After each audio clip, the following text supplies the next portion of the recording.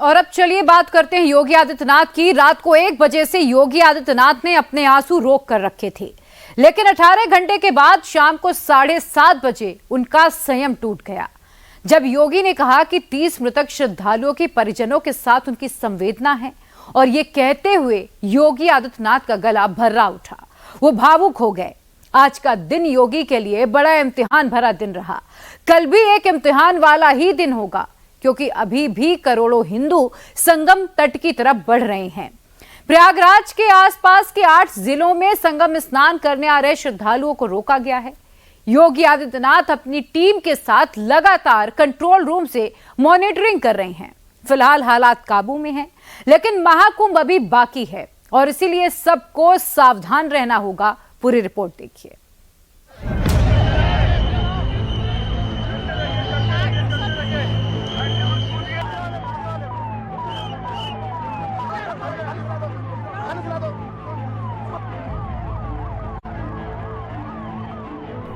रात के करीब 1:30 बजे का वक्त था।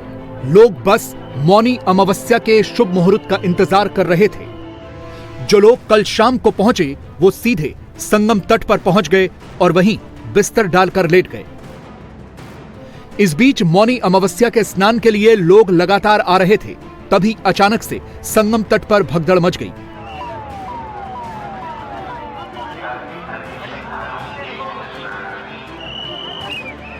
हादसे की वजह क्या थी?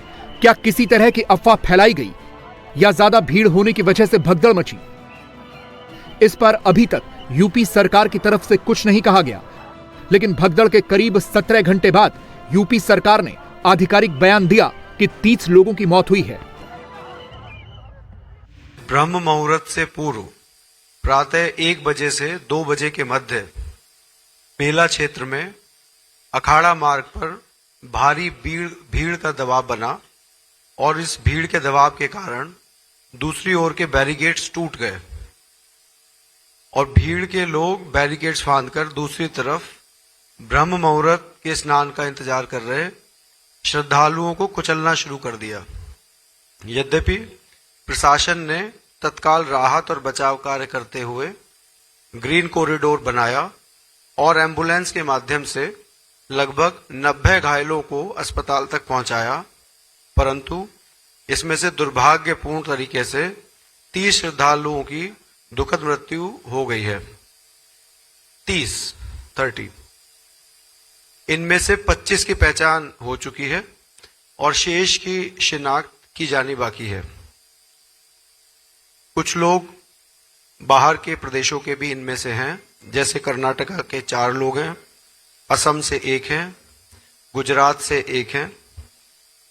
कुछ घायलों को परिवार के सदस्य को लेकर चले गए हैं तथा 36 घायलों का इलाज स्थानीय मेडिकल कॉलेज में चल रहा है। श्रद्धालुओं की सुविधा के लिए मेला प्रशासन द्वारा हेल्पलाइन नंबर 1920 जारी किया गया है, जिस पर यदि कोई व्यक्ति गायब है तो उसके संबंध में जानकारी प्राप्त की जा सकती है। लेकिन सवाल यह है कि यह भगदड़ मची क्यों? फिलहाल भगदड़ के 2 कारण समझ में आते हैं। पहला यह कि अमृत स्नान की वजह से ज्यादातर पॉन्टून पुल बंद थे। इसकी वजह से संगम पर लाखों की भीड़ इकट्ठा होती चली गई, जिसकी वजह से बैरिकेड्स में फंसकर कुछ लोग गिर गए। ये देखकर भगदड़ मच गई। दूसरी वजह यह पता चली कि संगम पर एंट्री और एग्जिट के अलग अलग रास्ते नहीं थे। लोग जिस रास्ते से आ रहे थे उसी से वापस जा रहे थे। ऐसे में जब भगदड़ मची तो लोगों को भागने का मौका नहीं मिला। संगम में देर रात जो घटना हुई वो कैसे हुई ये हम आपको बताते हैं। इस तरफ से भीड़ का दबाव बैरिकेडिंग की तरफ काफी तेजी से बढ़ रहा था। यहाँ देखिए जो बैरिकेडिंग लगी हुई है, दबाव इतना ज्यादा था कि यहाँ जो जालियां बनी हुई थी वो सारी जालियां आपको टूटी हुई नजर आएंगी। और ये दबाव सिर्फ यहीं पर नहीं बल्कि आगे की तरफ ये दबाव बढ़ता जा रहा था। और ये जो रास्ता है जिस पर मैं अभी चल रहा हूँ ये अखाड़ों के लिए सुरक्षित रास्ता था, लेकिन भीड़ का दबाव इतना ज़्यादा हुआ कि जो अखाड़ों के लिए सड़क थी उस तरफ लोग आने लगे, एक दूसरे पर गिरने लगे। और किनारे में आप देखिए जितनी भी जालियां हैं ये सब टूट गई हैं, क्योंकि भीड़ का दबाव बहुत ज़्यादा हो रहा था। लोग इस बैरिकेडिंग के दूसरे हिस्से में आना चाह रहे थे और इससे पीछे जिधर हम आगे की तरफ जा रहे हैं वहां भी भीड़ का दबाव बहुत ज्यादा था। ऐसे में जो अखाड़ों के लिए सुरक्षित सड़क थी उधर लोग बढ़ने लगे और जो बैरिकेडिंग की तरफ लोग थे वो बैरिकेडिंग को तोड़कर इधर आने लगे और इसी दौरान जो है भगदड़ मच गई और उसमें एक दूसरे पर लोग गिरने लगे। बताया जा रहा है कि जो लोग संगम किनारे सो रहे थे भगदड़ के शिकार वही हुए हैं। मेले में बैरिकेड्स लगे हुए थे। पॉन्टून पुलों को अखाड़ों के साधु संतों की शाही सवारी के लिए रिजर्व करके रखा गया था और वहीं पर बैरिकेडिंग भी लगी हुई थी। लोगों की भीड़ इतनी बढ़ी कि बैरिकेड्स ही टूट गए, जिसकी वजह से जमीन पर सो रहे कुछ श्रद्धालुओं के ऊपर भीड़ चढ़ गई। मौनी अमावस्या का मुहूर्त शुरू हुआ तो पब्लिक वापस जाने की बजाय घाटों पर संगम किनारे इंतजार करने लगी कि अगले दिन सुबह फिर स्नान करेंगे। नई पब्लिक और आ गई। ऐसे में जहां पर सामने आपको मीडिया का मंच दिख रहा है वहां पर जो अखाड़ों के जितने रथ निकलने थे संत महात्माओं के, नागा साधु के, जो अपने पूरे दमखल के साथ अमृत स्नान करने के लिए आते हैं, उनके लिए एक अलग रास्ता होता है। वो रास्ता उनके लिए बंद था, जो कि हमेशा बंद होता है। पब्लिक की भीड़ बहुत ज्यादा हो गई। एक और इसके अंदर बात देखने को मिली कि संगम तक आने वाला जो रास्ता है लोग सड़कों पर बैठकर इंतजार कर रहे थे, यानी कि जब भीड़ बढ़ती गई उन्हें रास्ता नहीं मिल रहा था, सड़क पर लोग थे। पब्लिक जब बिल्कुल संगम नोस पे किनारे पे यहाँ पर दर्शन करने के लिए पहुंची, स्नान करने के लिए पहुंची, उसी दौरान पीछे से भीड़ का दबाव आया और यहाँ पर लोग जो स्नान कर चुके थे, पुलिस प्रशासन उन्हें जाने के लिए कह रहा था, लेकिन वो लोग यहाँ पर रुकना चाहते थे ताकि जब साधु संत महात्मा यहाँ पर स्नान करने आए तो इस जगह खड़े होके सामने से जहां से वो निकले वो उनके दर्शन कर सकें। लेकिन भीड़ इतनी ज्यादा आ गई कि यहाँ पर भी लकड़ियों की बैरिगेटिंग की गई थी, वो बैरिगेटिंग टूट गई। इसके बाद हालात को सुधारने के लिए और भीड़ को कंट्रोल करने के लिए तुरंत एक्शन शुरू हुआ। सबसे पहले तो यह किया गया कि प्रयागराज आने वाले रास्ते बंद कर दिए गए। प्रयागराज में एंट्री के 8 पॉइंट इस वक्त बंद हैं। भदोही, चित्रकूट, कौशांबी, फतेहपुर, प्रतापगढ़, जौनपुर और मिर्जापुर बॉर्डर को बंद कर दिया गया है। पूरे मेला क्षेत्र को नो व्हीकल जोन घोषित कर दिया गया है। सभी व्हीकल पास रद्द कर दिए गए हैं, यानी मेले में एक भी गाड़ी नहीं चलेगी। शहर में 4 पहिया वाहनों की एंट्री पर रोक लगा दी गई है। मेला क्षेत्र में यह व्यवस्था 4 फरवरी तक लागू रहेगी। रास्ते को वन वे कर दिया गया है। एक रास्ते से आए श्रद्धालुओं को स्नान के बाद दूसरे रास्ते से भेजा जा रहा है। लेकिन सुबह 8 बजे जब हमारी टीम ने संगम क्षेत्र की रिपोर्ट ली तो हमें वहां ऐसी ही भयंकर भीड़ मिली। लोग एक ही रास्ते से जा रहे थे और आ भी रहे थे। लोगों के आने जाने के लिए अलग अलग रास्ते नहीं थे। ऐसा लग रहा था कि जैसे लोग एक दूसरे के ऊपर चढ़कर आगे बढ़ जाएंगे। महाकुंभ में जिस तरह से लोग यहाँ पर पहुंचे हुए हैं, लोगों के लिए नदी किनारे पहुंचना बहुत आसान नहीं है, क्योंकि भीड़ बहुत ज्यादा हो गई है। और ये भीड़ तब है जब अखाड़ों के लिए जो जगह सुरक्षित थी उसको खोल दिया गया है। यहाँ देखिए किस तरह से लोग एक दूसरे पर गिर रहे हैं। बहुत मुश्किल है इस जगह पर नदी तक पहुंचना। ये हाथ में सामान, सिर पर सामान। कहाँ से आ रहे हैं? आगरा। अब ये देखिए ये भीड़ लौट रही है। बहुत भीड़ है, बाप रे बाप। स्नान हो गया? हो गया। नहा लिया बहुत बढ़िया था अति तो बहुत बढ़िया। ये देखिए ये सब स्नान करके लौट रहे हैं। स्नान करने आए, कहाँ से आए? मिर्जापुर से। ये देखिए परिवार के लोग एक दूसरे से बिल्कुल चिपके हुए, क्योंकि भीड़ इतनी ज्यादा है कि इसमें बिछड़ने का डर है। कहाँ से आए थे? हम लोग बिहार से आए हैं, जमुई। स्नान हो गया। ये देखिए हो गया स्नान आप लोग का? हाँ सर, बहुत बढ़िया स्नान। ये देखिए बहुत बढ़िया, लोग कह रहे हैं कि स्नान हो गया। भीड़ बहुत ज्यादा है, मुश्किलें भी हैं, फिर भी लोग कह रहे हैं कि सब कुछ अच्छे से हो जा रहा है। क्योंकि आज का दिन बहुत इंपॉर्टेंट है, मौनी अमावस्या का दिन, और इस दिन को कोई भी मिस करना नहीं चाहता। हर कोई चाहता है कि इसी दिन डुबकी लगाएं। कहाँ से आ रहे हैं? उड़ीसा में। उड़ीसा से। जब से यह हादसा हुआ तब से लगातार प्रशासन लोगों से यही अपील कर रहा है कि उन्हें जहां घाट मिले वहीं स्नान करना चाहिए। लेकिन लोग भी स्नान सिर्फ और सिर्फ संगम के तट पर ही करना चाहते हैं, जबकि लगातार सुबह से यह अपील हो रही है कि सारे लोग संगम पर आ जाएंगे तो भीड़ बढ़ जाएगी। ऐसा ही हुआ। अब हम बिल्कुल संगम तट पर पहुंच गए हैं, उस जगह पर जहां लोग डुबकी लगा रहे हैं। ये भीड़ देख लीजिए, पूरे संगम तट पर नदी के बिल्कुल किनारे त्रिवेणी घाट के पास किस कदर लोगों की भीड़ उमड़ी हुई है और लोग धीरे धीरे स्नान कर रहे हैं, यहाँ डुबकी लगा रहे हैं। और ये तस्वीर देखिए, इसी डुबकी के लिए लोग तमाम तरह की मुश्किलों को झेलते हुए यहाँ पहुंचते हैं। इसी संगम में, इसी त्रिवेणी में ये जो डुबकी है, ये जो आस्था की डुबकी है, इसी डुबकी के लिए यहाँ पर लोग आए हैं। और आप देखिए कतार लगी हुई है लोगों की, एक एक करके जो लोग यहाँ पर देखिए डुबकी लगा रहे हैं। महिलाएं, पुरुष, बुजुर्ग, हर कोई यहाँ पहुंचा हुआ। अमीर, गरीब, कोई भी ऐसा तबका नहीं, कोई भी ऐसा वर्ग नहीं, हर कोई यहाँ पर पहुंचा है। और देखिए किस तरह से डुबकी लोग लगा रहे हैं। डुबकी के बाद लोगों के चेहरे पर जो सुकून नजर आ रहा है वो हम देख पा रहे हैं। यहाँ देखिए नदी में जो महिलाएं डुबकी लगा रही हैं, पूजा कर रही हैं, और सामने में लगातार भीड़ को नियंत्रित भी किया जा रहा है। यहाँ देखिए तमाम जो आपको बोट नजर आ रहे हैं, वहां से निर्देश भी दिया जा रहा है।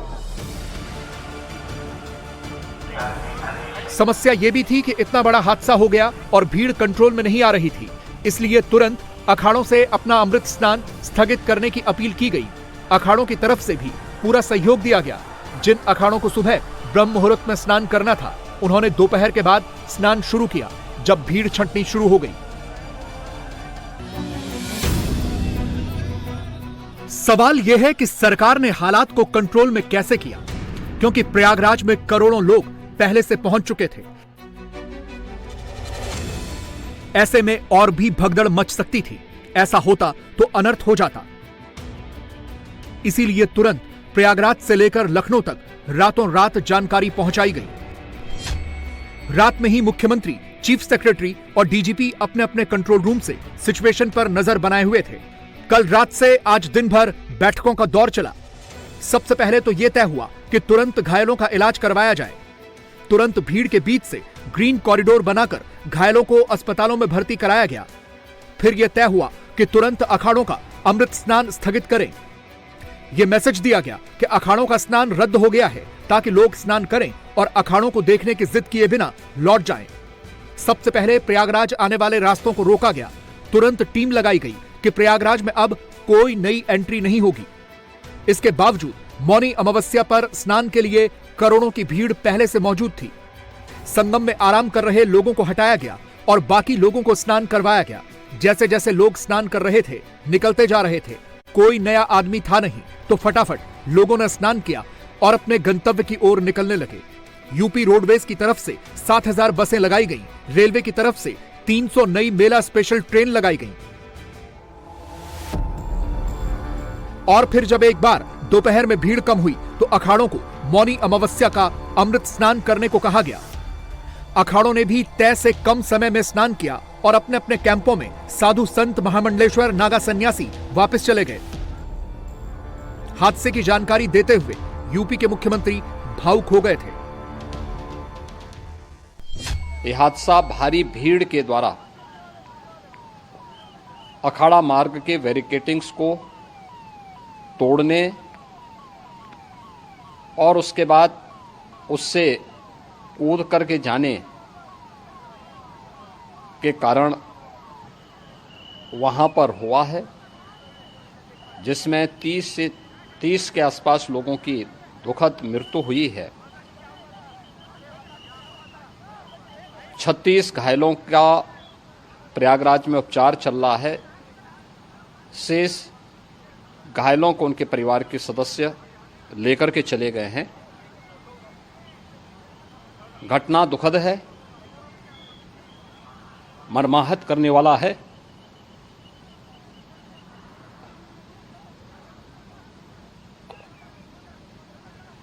उन सभी परिजनों के प्रति हमारी पूरी संवेदना है। हादसे की जांच के लिए सरकार की तरफ से एक जुडिशियल कमीशन बनाने का भी ऐलान किया गया है। यह न्यायिक जांच समिति हादसे के कारणों की जांच करेगी। न्यायमूर्ति हर्ष कुमार के नेतृत्व में यह जुडिशियल जांच कमीशन बनाया गया है। इसमें पूर्व डीजी वीके गुप्ता और रिटायर्ड आईएएस डीके सिंह को इसका सदस्य बनाया गया है। मृतकों को यूपी सरकार की तरफ से 25-25 लाख रुपए मुआवजा देने का भी ऐलान किया गया है। हम लोग रात्रि से ही लगातार प्रशासन के संपर्क में हैं। मेला प्राधिकरण, पुलिस प्रशासन, एनडीआरएफ, एसडीआरएफ,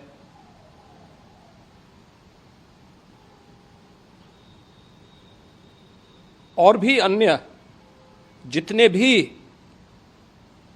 व्यवस्थाएं हो सकती थी उन सबको वहां पर तैनात किया गया है। परिणाम उसी का है कि हादसे के कुछ ही देर के बाद